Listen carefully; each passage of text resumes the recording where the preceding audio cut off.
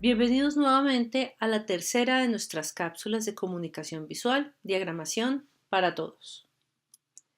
Aquí vamos a hablar de otros elementos que iniciamos en la cápsula anterior. Iremos con el punto número 7, el color. El color es un tema muy complejo y les aconsejo profundizar en el mismo.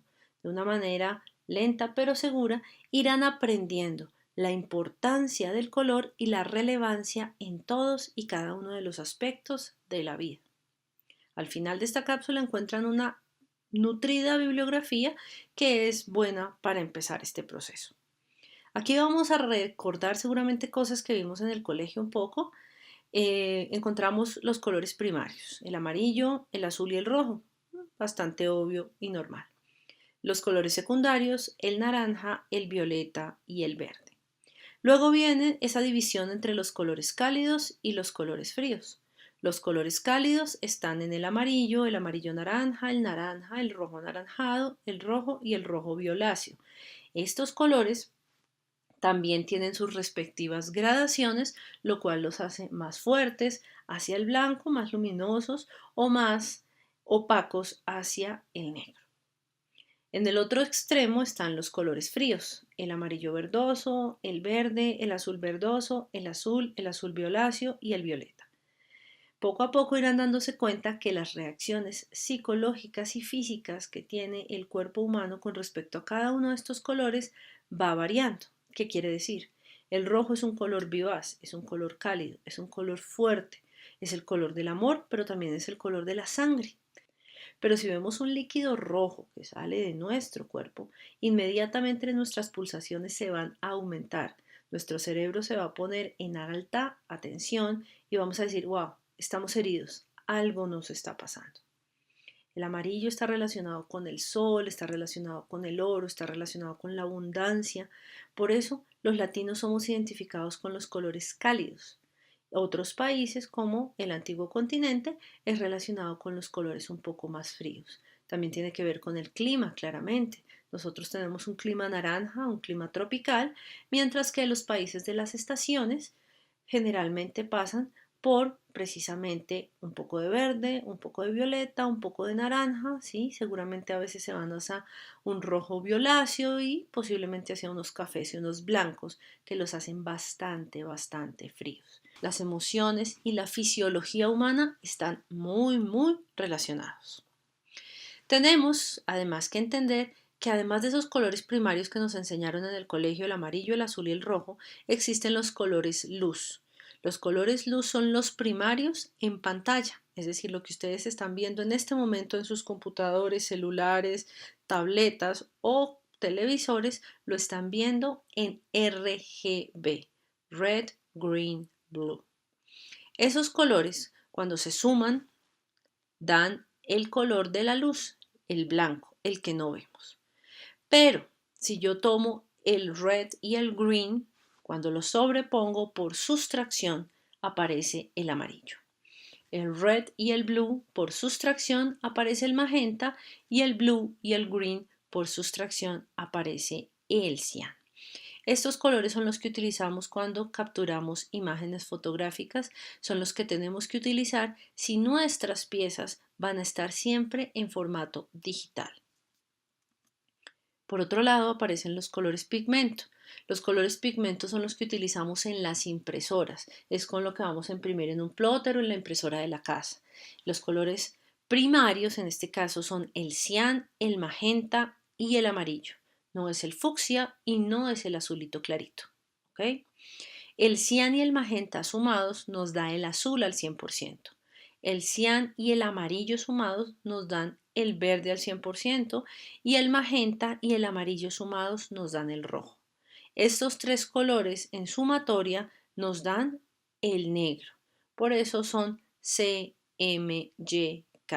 El Y obedece a yellow, el K a black en inglés. ¿Por qué nos interesa esto? Lo que les digo, el tema del color es extenso. Cuando vayan a pensar en producción y en impresión, pues hay una cantidad de cosas que manejar, pero por ahora nos vamos a enfocar en lo que tiene que ver con composición y diagramación. Aquí nos interesa la variable de la legibilidad. ¿Qué quiere decir eso? Que cuando yo utilice un texto sobre un color, se lea. Según esto, el contraste y la visibilidad van de la mano. Los que tienen un excelente contraste son el negro sobre el amarillo y el amarillo sobre el negro.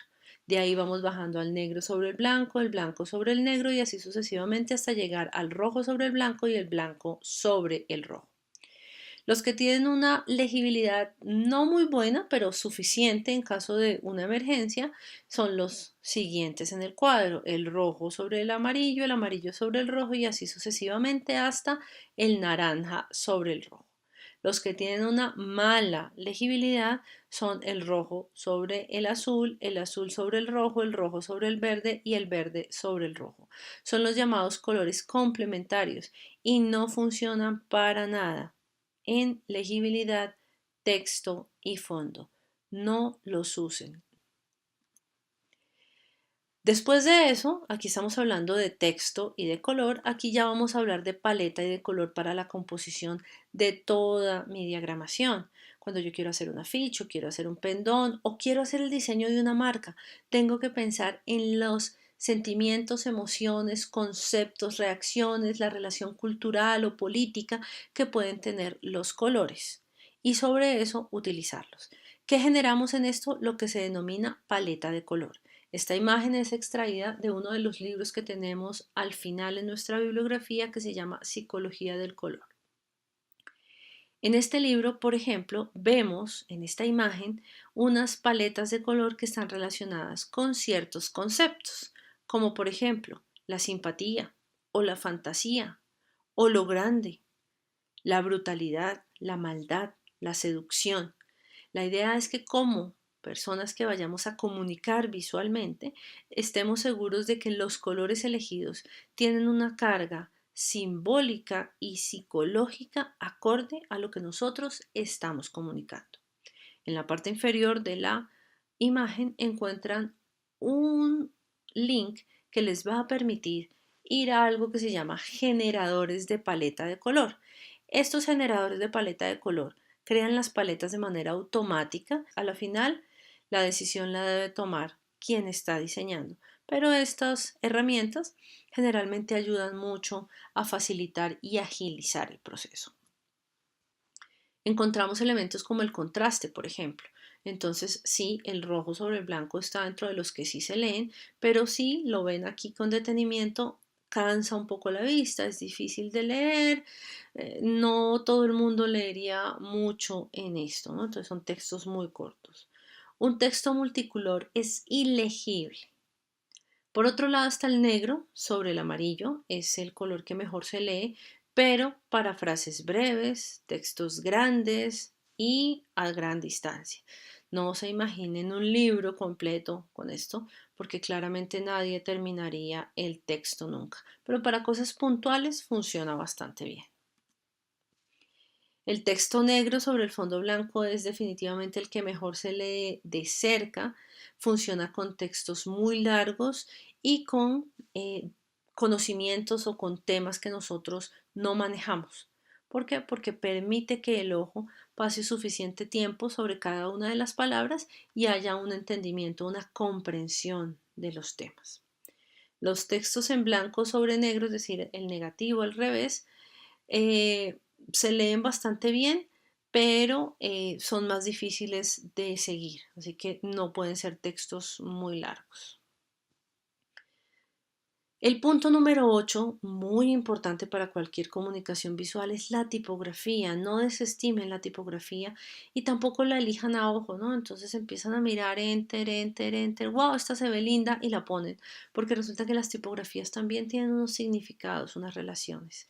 La tipografía es otro tema también muy extenso en el diseño gráfico y en la comunicación visual, así que aquí solo les daré unas pinceladas muy grandes, pero mi consejo definitivo es que indaguen muchísimo en tipografía antes de elegir. Aquí hay un link que es muy interesante, les aconsejo que lo vean para que vean la tipografía en un momento muy interesante como es la tipografía animada. Aquí en esta imagen La idea es que veamos algo que se llama la anatomía de la tipografía. La tipografía tiene partes de su cuerpo que la conforman. Estas son algunas de tantas. El estudio y el desarrollo de fuentes es algo bien complejo. Hay diseñadores que se dedican únicamente a diseñar fuentes tipográficas, pero aquí me parece importante que ustedes se enfoquen en una de las variables que es la serifa. Es el trazo cuya función es puramente ornamental. No es indispensable para la tipografía, pero ayuda a definir las familias tipográficas, las que tienen serifas y las que no la tienen. Y dentro de las que tienen serifas, es decir, como esta, pues nos vamos a dar cuenta que se dividen o en romanas o en egipcias, mientras que las que no tienen serifas son las que nosotros conocemos como palo seco, grotescas y otras tantas que son muy utilizadas. Encontramos entonces las tipografías serifadas o con serifas, la familia, por ejemplo, la romana antigua, uno de los ejemplos es la Garamond, la romana moderna, uno de los ejemplos la Bodoni y la egipcia, cuyo ejemplo puede ser la Clarendon. Se van a dar cuenta que estas son las familias grandes, la sans serif o la serifada, la palo seco, la script y la gráfica o la decorativa.